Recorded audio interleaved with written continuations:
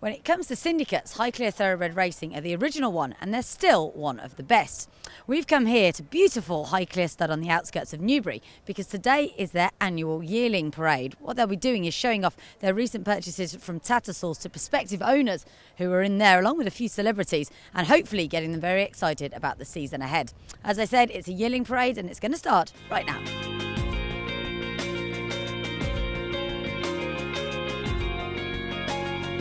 This was the 25th year of Highclere's Yearling parades, but if the turnout is anything to go by, the high-class syndicate system works just as well now as it did when they formed in the early 1990s. Since then, there's been plenty of success stories, and the irrepressible Harry Herbert looks back with some fond memories. In our first syndicate, when we paraded 5 horses here back in 1992, that we would have a good one, and thankfully we did. We had Lake Coniston, who we bought for only 22,000, and he ended up being European champion sprinter, and we sold him to Coolmore for about 2.5 million. So that was a lucky start, but thankfully it's continued since then with 7 champions, a world champion in Harbinger. Petrushka, she became the first classic-owned, syndicate-owned classic winner, I should say, when she won the Irish Oaks in 2000. Motivator, who won the Derby in 2005. We've been placed in all the classics now. I was very surprised to learn that. That's pretty impressive on its own, isn't it? It's amazing. It's amazing. I have to pinch myself every now and then, thinking, please, please, John Warren and Jake Warren, stay sound and healthy, and whoever our guardian angel is up there, it's a remarkable, consistent success. Obviously, those are the very, very, very best, but underneath there's this constant group of good horses who are capable of running at Royal Ascot, festival meetings.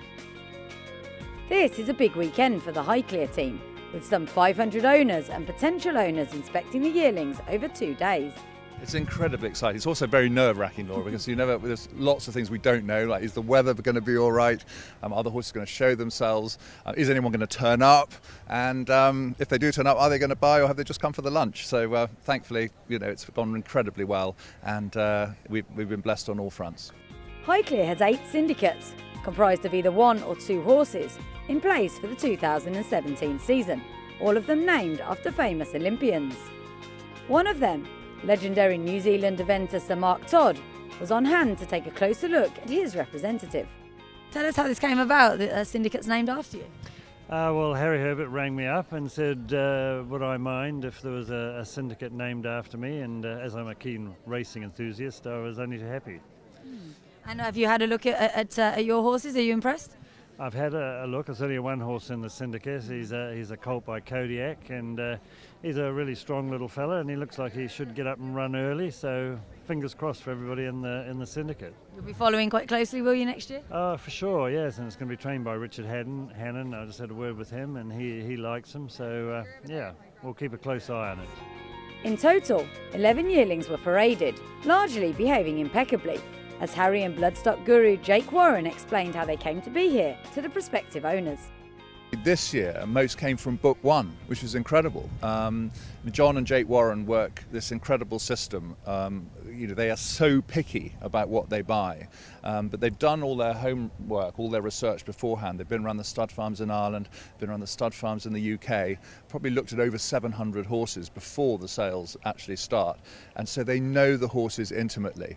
And it's just a question of being patient and holding your nerve, and one by one they fall through the net, and we've got these lovely group of horses. The most striking of the bunch was a chestnut pivotal colt, bound for trainer Charlie Hills, who is part of the Dame Kelly Holmes syndicate. He certainly impressed the racing poet, Henry Birtles, who was quick to snap up a share. Congratulations, you've just bought 1 or 2 shares? Well, a share in 2 horses.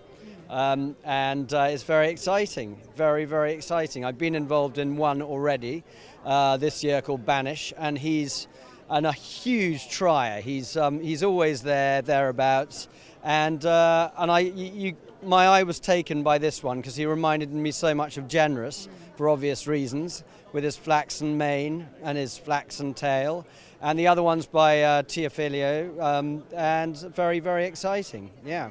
And tell us about why you're in Highclere. Why not just own a horse outright yourself? Well, I couldn't afford to own a horse outright myself, and so this is really the perfect vehicle for getting involved, where you don't have to splash out a huge amount of money, and you can and you can live your dream, but share the risk. Highclere uses a variety of established trainers, and John Gosden, Sir Michael Stout and William Haggis will be among those receiving members of the class of 2017, as will Richard Hannon, who will shortly be responsible for a good-looking son of Kodiak. What do you think of him?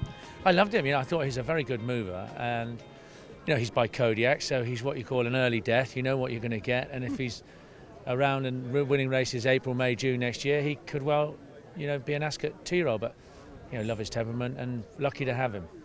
And your association, your yards association with Highclere goes back quite a long time. Yeah, I think my dad trained for them. He's over there.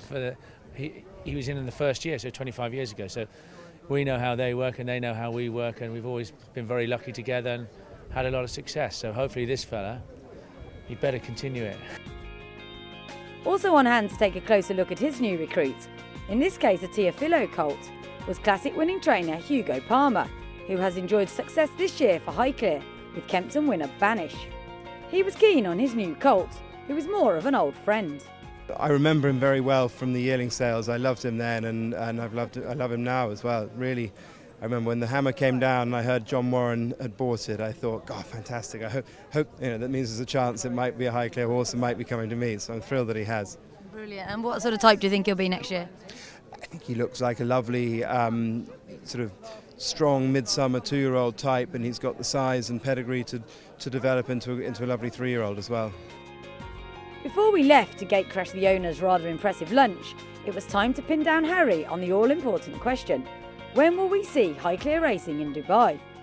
Definitely. Funny enough, we were talking to Simon Crisford about this the other day, and we're in the process of chatting together and talking to various people in Dubai about trying to buy some probably proven horses, will be proven horses, to go and run over there.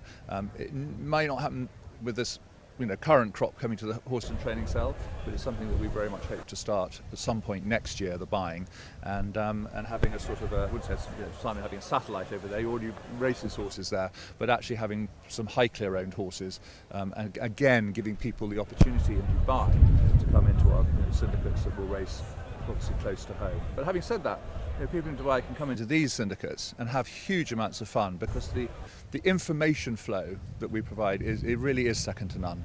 We treat each individual owner as though they own the horse outright. There's constant information from videos and photographs, emails, voice emails, and more important than any of that, actually, on the phone, chatting away. And we have owners in Dubai who absolutely love it. So we hope to have more. It sounds likely then that the pale blue and black silts could be joining us at Meydan within the next couple of years. In the meantime though, Highclere's many owners would probably agree that they are doing just fine where they are.